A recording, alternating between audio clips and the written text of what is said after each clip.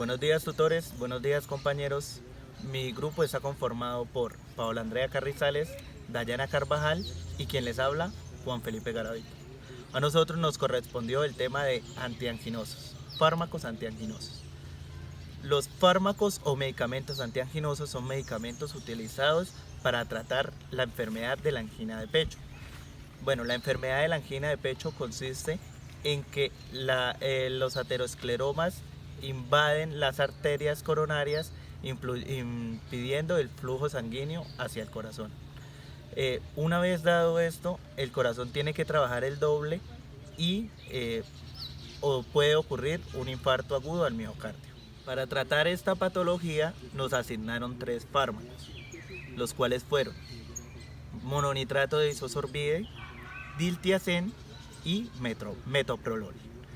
Estos fármacos todos son, como ya lo decía anteriormente, antianginosos. Para explicar una vez mejor esto, recurrimos a la explicación sobre los problemas relacionados con el uso de los medicamentos.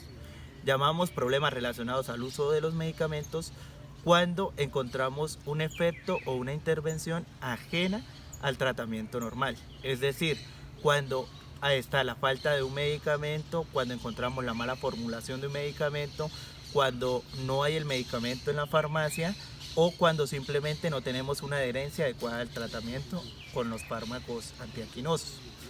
Pero también pueden ocurrir problemas relacionados con los medicamentos. Los problemas relacionados con los medicamentos son todos aquellos que una vez al momento de administrarlos pueden generar efectos adversos en el cuerpo. Es decir, este mismo medicamento trae unas reacciones o unos efectos adversos perjudicando aún más la salud de quien recibe este tratamiento. Para las respuestas orientadoras vamos a comenzar con la materia de salud pública. En la materia de salud pública podemos encontrar que este grupo de fármacos o la patología de angina de pecho está manejada bajo el código CIES-10 con el código I209. Para las prevenciones, en la promoción de la enfermedad, decidimos realizar campañas o charlas sobre la promoción de esta patología que es la angina de pecho, en el cual decidimos explicar cómo se dan, a quiénes dan y qué factores ayudan a que esta enfermedad se padezca en el cuerpo. En la prevención secundaria decidimos ingresar un poco más a fondo, profundizar un poco más en el tema sobre los hábitos de vida saludable. Es decir, decidimos capacitar a las personas sobre cómo el sedentarismo y cómo la mala alimentación conllevan a que se genere esta patología como la angina de pecho. Para la prevención terciaria nos enfocamos en la adherencia al tratamiento y en la utilización en la mala formulación. Para la prevención terciaria decidimos enfocarnos en la adherencia al tratamiento y nosotros como tecnólogos de regencia en farmacia, la revisión de la formulación médica. La adherencia al tratamiento es uno de los índices más importantes para evitar los problemas relacionados con el uso de los medicamentos. Estos problemas se generan porque muchas veces las personas impiden o llevan hasta cierto punto el tratamiento, dejando el resto del tratamiento de un lado. Es decir, toman hasta cierto tiempo ese medicamento creyendo que ya están bien, que los síntomas ya bajaron y que la patología ya se curó, y dejando de un lado el tratamiento completo que el médico les ordenó. Por otro lado está el problema de la formulación. Este problema muchas veces y accidentalmente el médico se equivoca y formula un medicamento de más, generando una medicalización por parte del paciente. Para la materia de farmacología podemos encontrar que 2 de estos medicamentos cuentan con un registro INVIMA. Estos 2 medicamentos son metoprolol y diltiazem, y el mononitrato de isosorbide no cuenta con una certificación de INVIMA para ser comercializado ni producido en este país. También podemos encontrar que dentro del plan de beneficios en salud, el medicamento metoprolol y diltiazem se encuentran cobijados bajo el PBS. pero el mononitrato de isosorbide no se encuentra en este plan de beneficios en salud. También podemos encontrar que estos medicamentos o fármacos están bajo diferentes grupos terapéuticos. El metoprolol es un beta bloqueador. El mononitrato de isosorbide pertenece a la familia de nitratos y el dialtiazem pertenece a los medicamentos bloqueadores, antagonistas bloqueadores de calcio. También podemos observar que estos tres medicamentos son utilizados para el tratamiento y curación de la enfermedad o patología de angina. Los medicamentos anteriormente nombrados todos son de uso oral, aunque el metoprolol lo podemos encontrar en una solución inyectable de 50 miligramos sobre 5 mililitros. Bueno, para los criterios que se deben de tener para la dispensación de los medicamentos en cuanto al estrecho margen del terapéutico, se tiene en cuenta lo que es la biodisponibilidad y la bioequivalencia. También debemos tener en cuenta que los medicamentos, si al paciente se le está administrando una marca específica, no llegársela de un momento que porque no tenemos, entonces se la modificamos, lo cual va a tener por ahí, esto va a hacer que el paciente tenga consecuencias y vaya a tener reacciones adversas. También es importante que a la hora de que el paciente no se le vaya a administrar el medicamento correcto, o cuando no hay el medicamento dentro de la farmacia, ya sea en un sitio, un hospitalario, o dentro de una farmacia o droguería, como la queramos nombrar, es importante suministrarle el medicamento adecuado, porque va a tener reacciones e incluso puede llegar el paciente a la muerte si no se le administra el medicamento adecuado y cuando lo requiere. También se debe tener en cuenta que al seleccionar el medicamento se debe tener, para el perfil epidemiológico se debe tener en cuenta el socioeconómico y lo que es epidemiológico, en cuanto a las historias clínicas, los registros de consulta de los pacientes.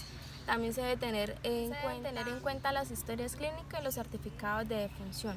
Bueno, para la prescripción médica se debe tener en cuenta que el formato del formulario debe tener el nombre del paciente completo, identificación y edad.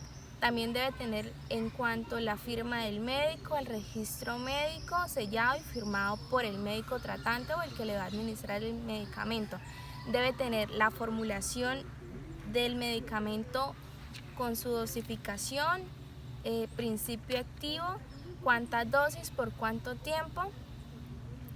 Y se debe preguntar a la hora de suministrar o despachar el medicamento para quién es, si va con un tercero, qué parentesco tiene con el paciente.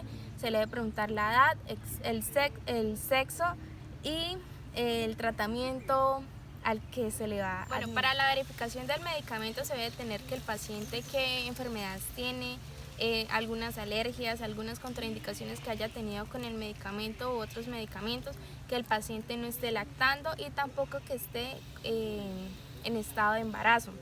Para el tratamiento de inicio es importante que antes de despachar el medicamento se le haga una pequeña entrevista de qué enfermedades ha tenido, de antecedentes familiares. Y para la entrega del medicamento se debe tener en cuenta cuando se le va a dispensar al paciente de la fórmula. Se le entrega el medicamento junto a la forma y se verifican que los datos estén iguales. Se debe verificar frente al paciente la fecha de vencimiento y se le deben de indicar cómo se debe de guardar el medicamento. Para farmacia magistral escogemos el medicamento con el metoprolol, que se encuentra en presentación de tableta de recubierta de 50 y de 100 miligramos. Un caso en el que el paciente no se le puede administrar el medicamento vía oral por problemas de deglución, se escoge la solución inyectable que se encuentra en el mercado de 50 miligramos sobre 5 mililitros.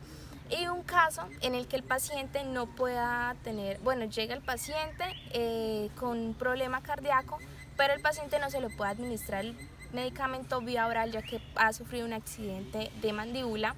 Entonces la opción más óptima es que el medicamento se le administre vía nasogástrica y se le pase la solución de un sólido a una presentación líquida.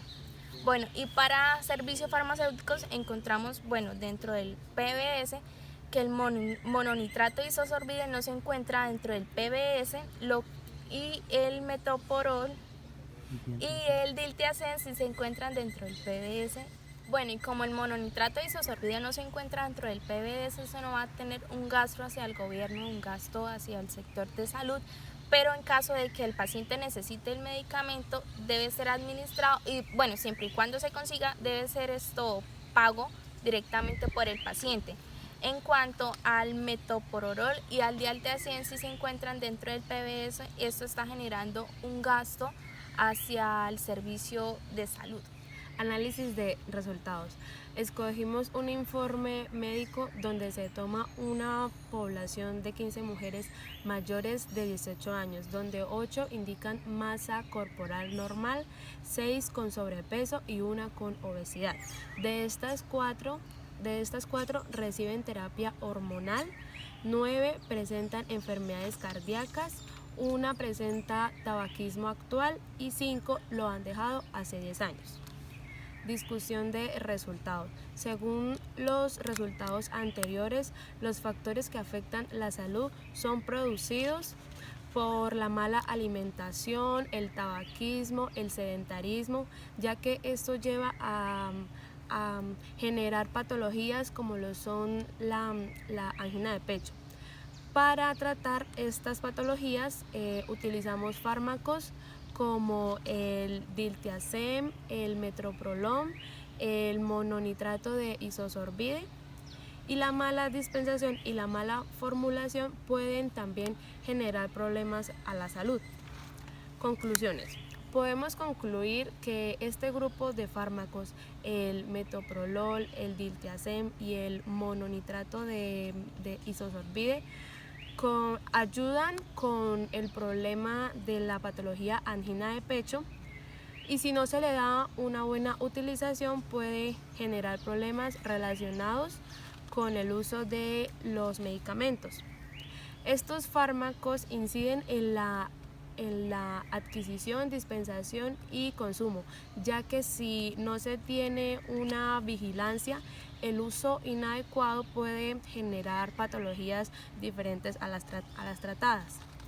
Los 3 medicamentos mencionados anteriormente cuentan con el certificado del INVIMA, por lo cual se puede concluir que son seguros para el uso farmacológico. Los medicamentos otorgados son de administración por vía oral, por lo que se puede concluir que si algún fármaco tiene problemas con su administración, lo más recomendable es probar con una solución inyectable en caso de que sea el metoprolol.